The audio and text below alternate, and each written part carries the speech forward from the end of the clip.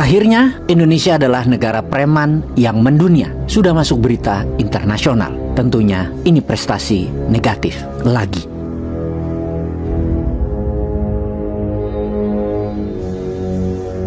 Malu-maluin deh, sampai jadi international news. Gimana negara mau maju?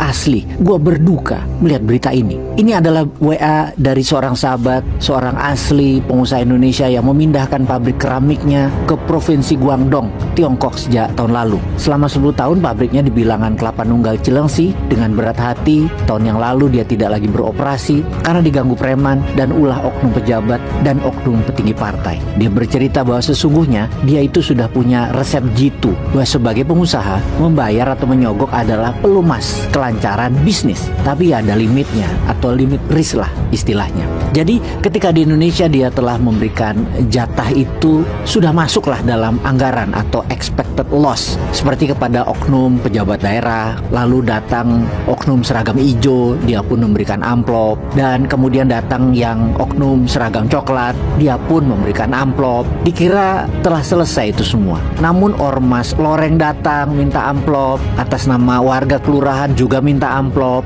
Semua pungli itu seakan-akan gak pernah selesai-selesai. Dari yang ngemis sampai yang menekan, semuanya minta amplop. Bayangkan, kita pasti semua tahu sebagai pebisnis, kita itu paling tidak suka dengan yang namanya biaya tak terduga. Yang kalau kita mempunyai appetite risk dan limit risk, urusan ormas dan pungli ini menjadi biaya tak terduga, tak berlimit. Ya ambiarlah bisnisnya. Sementara lanjutnya menjelaskan, kalau di Tiongkok cukup berhadapan dengan pemimpin cabang dari Partai Komunis Tiongkok lokal atau daerah atau setempat, misalnya di sebuah kabupaten. Nanti cuan bagi-bagi itu ya hanya satu pintu itu aja. Yang mengatur ke bupati, ke gubernur, ke pejabat pusat adalah satu pejabat daerah itu saja. Preman, tidak ada yang namanya preman dan ormas di Tiongkok. Yang ada hanya satu partai, satu ormas ya partai itu sendiri, satu pemerintahan yaitu Partai Komunis Tiongkok. Bupati itu kalah tinggi dengan Dewan Pimpinan Daerah Partai Komunis, karena menjadi bupati atau gubernur seseorang yang berkarir dari bawah, dia harus menjadi ketua Partai Komunis dari ranting cabang di sebuah kabupaten, baru jadi bupati, baru jadi pemimpin partai provinsi, baru jadi gubernur.